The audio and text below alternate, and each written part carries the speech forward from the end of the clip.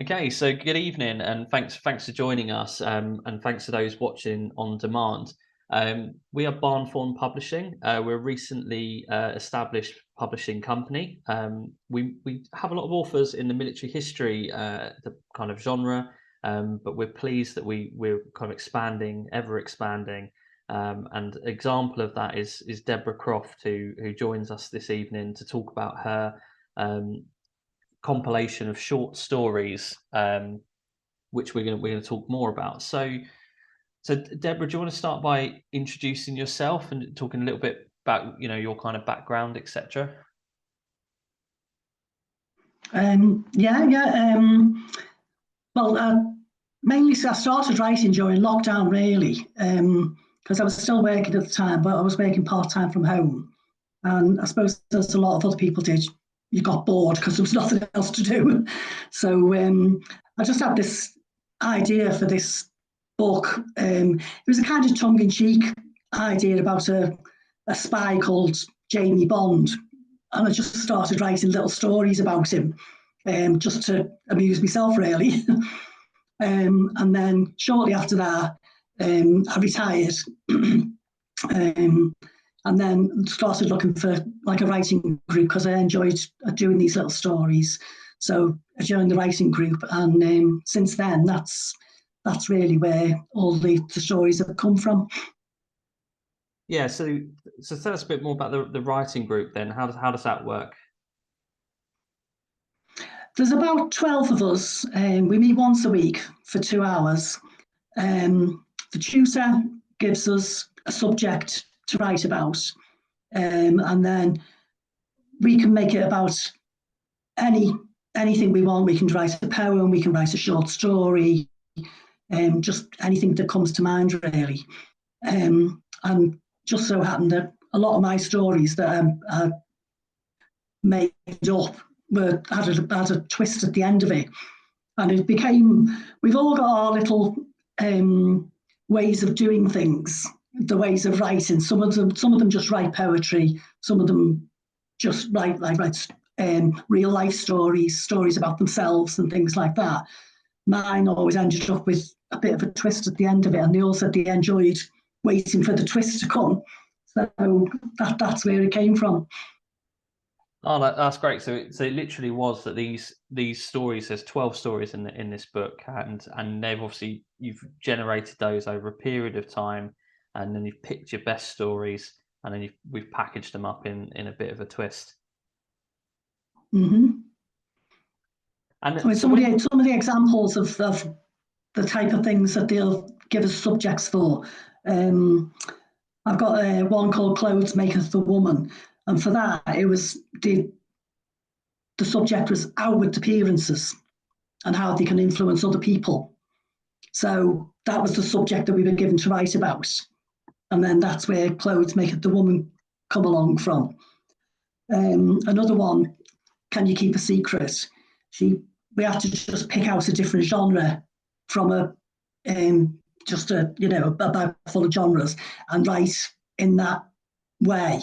And the subject that I picked out was horror, so I had to write a horror story, which is not what I normally write. So things like that, it just stimulates your imagination, I suppose. And then you are under a timeline because you have to get this done by the following week. So it's not something that you can just keep putting on the back burner all the time and forget about. Yeah, it definitely keeps the pressure on, doesn't it? So when you've obviously writing these stories, you've obviously got a bit of a theme there that you're working to. How do you go about kind of getting to the end product? Is it a case of like bullet points in key points, or how do you generate how the story is going to go? No, I don't tend to do points and key points. An idea will just pop into my head. So it can be when I'm out walking the dog, and all of a sudden, the subject will just pop into my head and think, oh yeah, that'll fit that subject, and that'll work well. And then I just sort of jot down notes about the ideas that I've got for the story. But then I just jot it down in a very vague manner, and then tend to expand on it as I'm writing it. Yeah. And so do you spend much time kind of revising the story? Do you kind of keep going back to it and, or I'll just change this, etc., or are you quite one take as such? No, I do go back to it quite often, because there will be things that I'll pick up and think, oh, that doesn't fit in properly, or that doesn't make sense. So yeah, I will go over it quite a few times before I'm happy with it. Yeah, yeah. And obviously, we're not going to spoil the book itself because we want people to go and buy it, of course. But did you want to pick out one of the stories in particular and give like a kind of a bit of an outline of the plot and maybe give away the twist, seeing as it's bonus content as such? Do you want me to give away the twist? It's I up to can, us. or I can just It's up leave to it you. hanging there. Yeah, it's up to you. Maybe just give a Um, bit of a bit of an outline of the main plot. okay, so the one I picked out was Bridge Over Troubled Water. It's about a young girl. She's left school. She hasn't got a job. She lives with her mum and dad. But her mum and dad are very overprotective. She never goes anywhere on her own. She's not allowed out on her own. They keep an eye on her all the time. They live over on Anglesey because they say it's a smaller island. It's easier to keep an eye on her, keep it. So basically, they just watch her all the time. And then through circumstances, mum's sister is dying, and her mum's sister asks to see her, but they all agree that the auntie wouldn't want to see this young girl, this Jane. But we're not told why. We're just told that she's the last person that the auntie would want to see. And then through a twist of circumstances, she ends up getting left on her own for the day, promising that she'll just stay in. But she doesn't. She goes over to Bangor, meets a young lad from the university, ends up having a day out, really enjoys it and a bit of freedom, but then goes back home before mum and dad find out where she's been. And then it happens again when the auntie dies and the mum has to go over to the hospital. She gets another day out in Bangor, again, meets the lad again, has a nice day out, enjoys herself. And then on the last one, it's the day of the funeral. And she manages to get out of going to the funeral by making herself ill. So she doesn't have to go to the funeral. And that's the final visit over to Bangor. And that's when we find out why her mum and dad are like this and why her auntie never wants to see her. So I can tell you if you want. No, I think you've kind of you set the scene quite nicely in terms of where it's going, etc. And I think all of the stories, and even it's been a few weeks since I've read them, but I can quite clearly picture some of them, and it's all very clever how you've kind of taken in usually quite an innocent story to start with, and it's gone twist, and not all of the twists are negative. I think that's probably a good way of saying that. There's some of the twists are positive. Yeah, some of them are just nice stories with a twist at the end, but it all ends up being good. So they're not all about people getting murdered and killed and whatever. Yeah, there are some murders in the book as such, but we won't pin that to certain stories. Um, but you've obviously mentioned the writing group gave gave a bit of a theme almost to write to. But when you then came up with these stories, were there any real life events or inspirations that you took into the stories as such? No, not at all. It was all pure fiction. Yeah, Yeah. Oh, okay. That's it's quite one of which those is things, probably isn't a it? relief.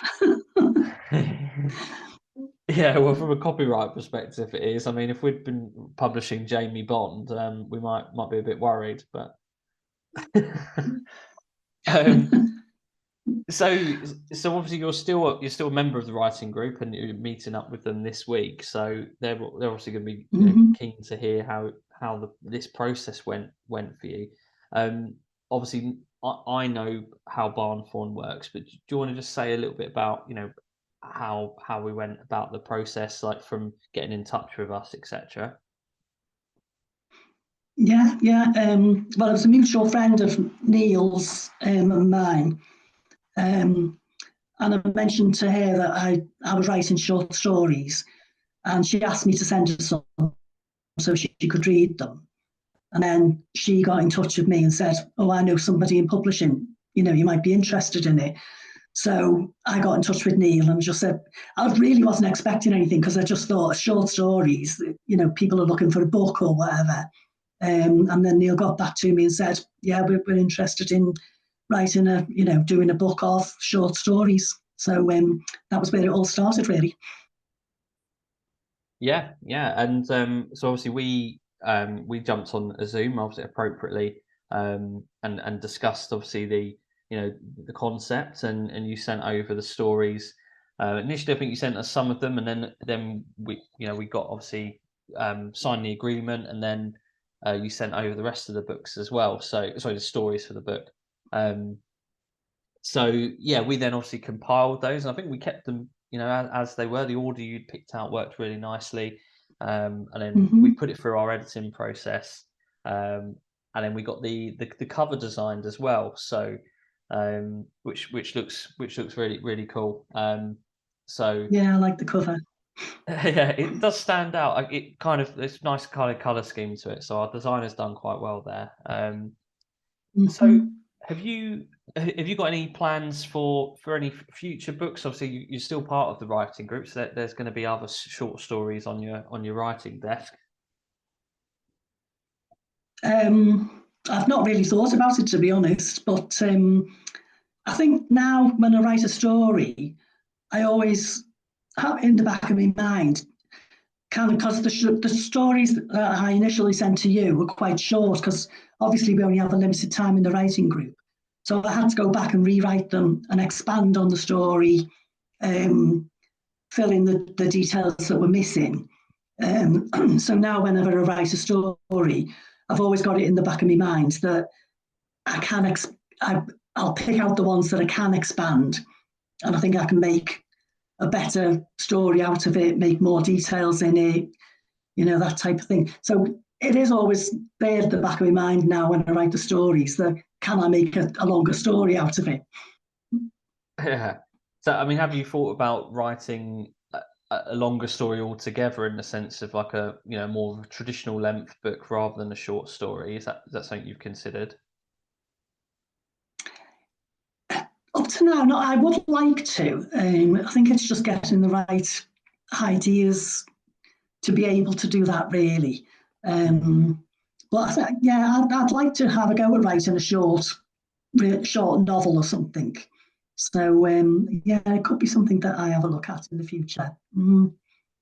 Yeah, because I mean I would assume that it's as a writer it's very much that same concept you've got in terms of creating that timeline, but you're expanding that over a longer period of time, or subsequent events, etc. And in some Mm, ways when you read your book, some of the stories do feel quite connected, in the sense that it very can be quite, um, it feels like it could be part of the same, like TV series or something like that. It's very, mm. you can tell that they've been written by yourself, the same author. So yeah, I mean, yeah, who knows what the future holds, with that. And obviously we'll be here to help you when the time comes. Um, is there anything else about the book that you'd like to kind of to talk about in terms of maybe any other stories? Like what's your favourite one that you've included? Um, I think my favourite one is the Sunday roast, which is the revenge is a dish best served cold, and it comes to a very satisfactory conclusion at the end of it. So Yeah, yeah, downtrodden woman gets her own back. yeah, yeah. It's quite. I'm sure a lot of people probably have been on the verge of the same, at times. So yeah, Mm. no, it's a good story, that one. So I think what we'll do is we'll talk about where to buy the book. So obviously, if those who know you or want to reach out to you on social media can purchase a signed copy directly for yourself. It's also available on our website, barnthornpublishing.co.uk, and then more widely, it's on Amazon. Um, so and it's doing really well on there at the moment. You were number one in the, I think it was the short stories chart very quickly after release. That was a Yeah, I really was quite good surprised accolade. about that. Well, it just goes to show, doesn't it? It soon word gets around, and you never know what's possible. Um,